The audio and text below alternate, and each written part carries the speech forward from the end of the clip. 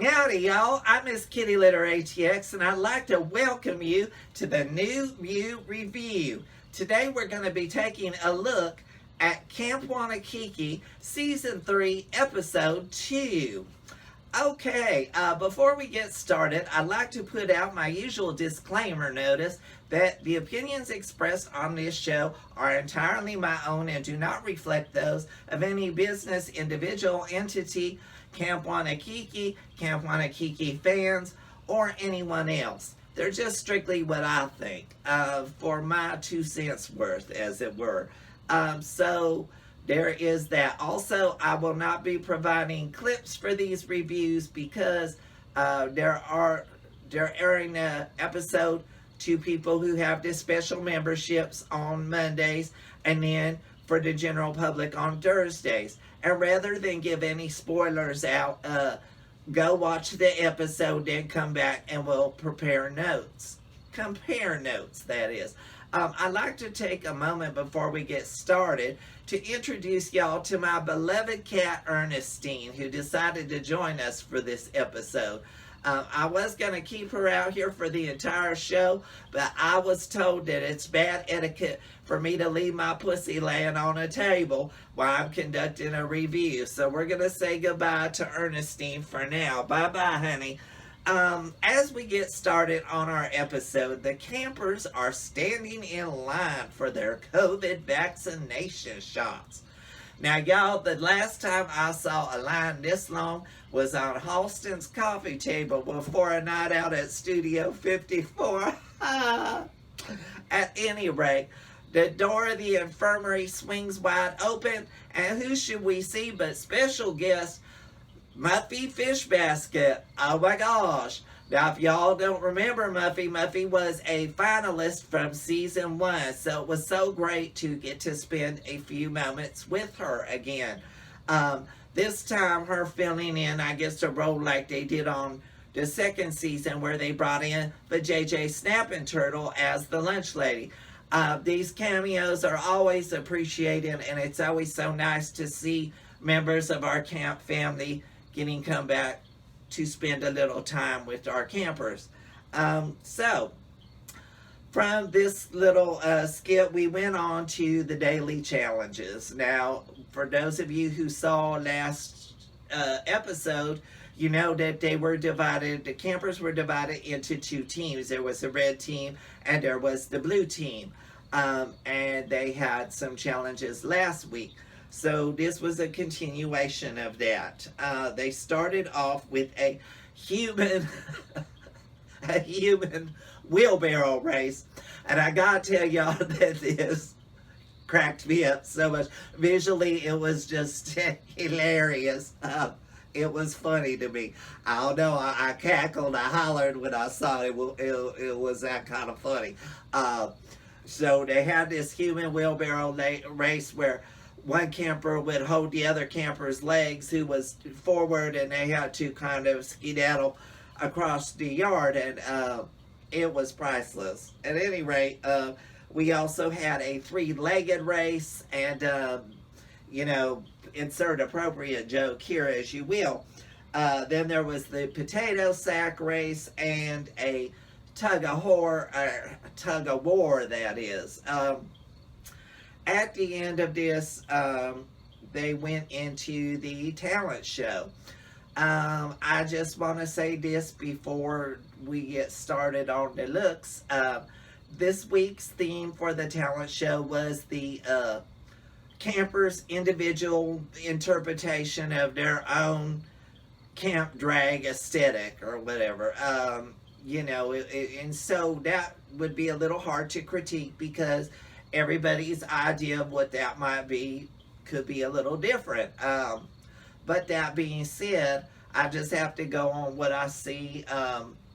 And also that I have to go back to this, that one year some friends of mine and I went to a Halloween party. And there was this one person who came into the room in a purple jumpsuit. And they were stomping about the room angrily. And of course, we had to ask what the heck was going on. And he said that his costume was the grapes of wrath. I was like, okay, but it was a purple jumpsuit. I would have liked to have seen the grapes. So season 3, campers, I want to see your grapes. And I don't mean that in a weird, yucky kind of way, so y'all get your minds out of the gutter. At any rate, they were giving us their signature campy looks, and there was that.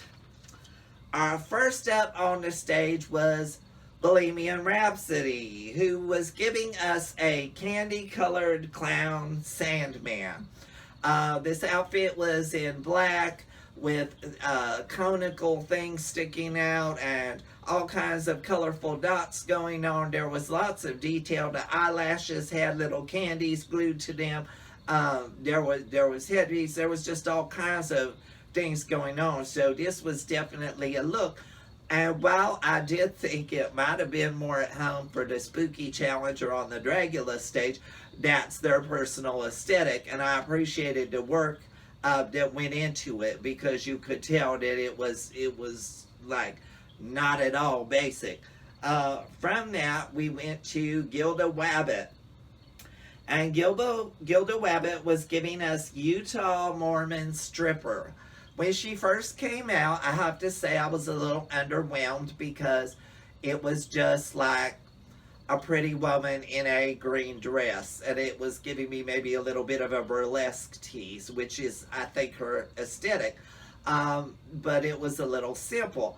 Then through her story, she took off pieces of the garment, revealed that under that she had like full body underwear, and that she was this Mormon stripper that wasn't getting hired for reasons unbeknownst to her. So at that point, it did make sense to me, but it was kind of like one of those Polaroid picture looks. It took a few minutes for it to develop, but once it did, I was there for it. Next up, we have Rhett Corvette, and Rhett was giving us 80s new wave rocker. First off, I have to say that Rhett kind of looks like they just stepped out of an anime book somewhere or something. The whole thing's very cartoonish, but in a great way. The paint's there, all that. And I appreciated all of the 80s references, because I am from the 80s. Yes, mine was the 1880s, but still, I keep up. So I got that. I did love this look. I thought it was one of the front runners for me as far as showing something campy of who you were as an individual. I got it. Next up, we had Queen Ferraz, who was giving us glamorous eggplant royalty. So the pros first, I have to tell you that I attended a viewing party for Camp Wannakiki Season 3 at the Iron Bear with Bulimia Rhapsody. And when they showed the close-up of the eyes of Queen Ferraz, there was a literal gasp in the crowd, because the eyes have it. They were just that stunning. So, eye to those eyes. Beautiful. That being said, you know, it was a purple dress. I think there was a small tear in it, which I didn't notice until the sugar bakers had pointed it out. And as I said before, those kind of accidents can happen while you're out there. So I get it, and I sympathize with you. That being said, it was a purple dress. It was a little simple, but I liked it. I think you're absolutely beautiful. Next up, we have Vivian Vendetta Sinclair, who came out as a bottle of Elmer's glue. You know, and were some people sniffing it backstage? I don't know. But I have to tell you, I like the look. I thought it was camp as hell. So 2 for 2 on Vivian. That she keeps bringing me looks that make me laugh. She's funny, and I'm there for it. The judges did say that maybe it looked a little crafty, but I was totally okay with that, because I immediately got the reference, the gag, the laugh. I was there for it. Okay, So, next up, we have, ooh, the suspense is killing me. I hope it lasts. We had another camper. Shaneed This Gig. Shaneed This Gig came out, and she was Rosie Palm. It was a rose dress outfit, a rose look, and I was there for the history of the outfit because she said that the garment had came from one of the original empresses of New York. And for those of you who don't know about the United Court System, do yourself a favor, do your homework, and find out about them, because all throughout the world they have chapters. They raise a lot of money for people in need, and it was started years ago in San Francisco. There's just a lot of history there. So the fact that she wore that already meant something to me. I do have to say, though, that as far as history goes, that wig should have been history. Shaneed This Wig. Yeah, the wig just didn't get it for me, honey, but I was there for the rest of the look. Lucy Couture came out next, and she was in a blue print jumpsuit. You know, it was a blue print jumpsuit. Next up, we had America Powers, and she was a blue clown. Once again, we see her giving, there's a lot of like tailoring going on that look very polished. The makeup was there. There was the details with the glasses that were little clouds with rain coming down.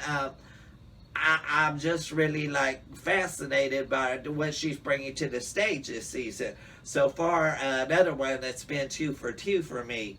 Next up, we have Geneva Convention, who I dearly love, giving us a glamour shot proof tease. As soon as she stepped out on the stage, the judges were in hysterics. When they showed this at the premiere party I was at, the audience was in hysterics. So go achieve, Geneva. That being said, I did think personally that it was a little more simple than I would like. Basically, it was like a cardboard thing or a backdrop kind of on your back or whatever.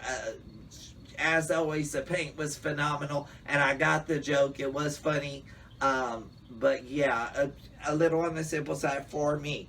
Next up, we had Kylie Michaels, and Kylie was giving us some fringe benefits with a country western look, and actually this was one of my favorites of the night, especially compared to what she brought last week or whatever. And there was lots of fringe going on. This look would have been appropriate at any Texas Gay Rodeo Association event. It would have been appropriate for it was very campy, over the top, and hell, I wish I would have had it for our square dance episode thing that we did last season, because I thought it was that cute. And that wig was fire. Okay, yeah, so I was totally there for that. The judges went on to do their critiques at that point, while the teams waited backstage for their deliberations. On a small TV set that was located back in the rec room, appeared suddenly special guest Louisiana Purchase, who, as you all might remember, is like one of the top 4 from a season of Dragula. And she is also an Austin, Texas girl, and she also is the partner of Bulimia Rhapsody. So she came to give her a little message of support or whatever. And the moment, honestly, was just genuinely touching to me, especially later when Bulimia went on to talk about it and to say that having Louisiana become successful so quickly, and that Bulimia has been at it for a little while, and it doesn't always happen for everybody right away. You know, Look at me, it took me like 35 years to become an overnight sensation. So I was relating to this story. It actually made me tear up. I cried not only when I watched it by myself, but when I watched it at the viewing party. So yeah, that was definitely one of those moments where, you know, you get the human connection and all that. So I was there for, not to mention getting to see Louisiana again, who I absolutely adore. Hi, Louisiana. Love you, honey. After that, it went on to the judging. And what we have to remember here was that the judging took into account not only their performance during the day and the challenges and their look for the talent show, but also what they had brought to the previous day's challenge and the talent show. So when all was said and done and points were tallied and whatnot, they had to bid a sad farewell to Kylie Michaels, and Kylie was sent home. I will say this, Kylie, while I admittedly didn't love your look from the last episode, I will say that this one gave me so much life, and the other campers are just lucky that it was a 2-day challenge thing and all that, because in this episode I felt that some of the looks were actually a little plainer than yours, and had it just been this, then you might have stayed on a little longer. At any rate, I do hope that the producers will do what they did with last season and get to show off all the eliminated looks. I know how hard it is for all of the campers when they have to say goodbye to somebody. From what we went through on our season, it just rips out your heart every time somebody has to go home. So, but that being said, you were already a legendary queen, baby. So know that you go in a long line of people who have gone on to have very successful careers after being first eliminated, such as Debbie Fox and Malaysia, and these people that went home, are these other shows, still went on to do amazing things. So have no fear that you are going to slay the world, and I am living to see it. I'm there for you. Love you, Kylie Michaels. All right, so that was this week's episode. There was also another campfire moment kind of thing, or like at the end they did a little skit. I did have to laugh with the bit with Red Corvette and Muffy Fish Basket. Red comes on and has this huge, like, horrible scrape on their leg, and Muffy just hands them a little Band-Aid and can't be bothered. It's like, go on with your day, huh? And, you know, Red, he's standing there just like, well, dang, you know, what do I do with this Band-Aid? It was a funny moment. You have to see it. You have to watch it. If you're not already watching this show, what are you waiting on? Why are you sleeping on it? Camp Drag is very important. And if you really love the show, please go to YouTube, like, share, subscribe, and get that special VIP membership so that you can get all the tea before anybody else. It also includes their backstage gossip and some other tea. So you wanna get all that. So go ahead and pay that little price. It's very inexpensive, and you get the inside scoop on all of the shenanigans at Camp Wannakiki. So this has been the new Moo review, because I'm an old cow. No, the new Mew review. Thank you for tuning in. Please like, share, and subscribe to my channel as well. If you like what you see, feel free to give me something at Kitty Litter ATX at Venmo. As always, I would like to thank you all for your continued support. I would like to thank my sponsors, Sir Rat Leather and Slipside Productions, for their continued support, as well as the Drag Clubhouse. And to all of you out there, you have a great day, and big love from the Cat Box. Bye-bye now.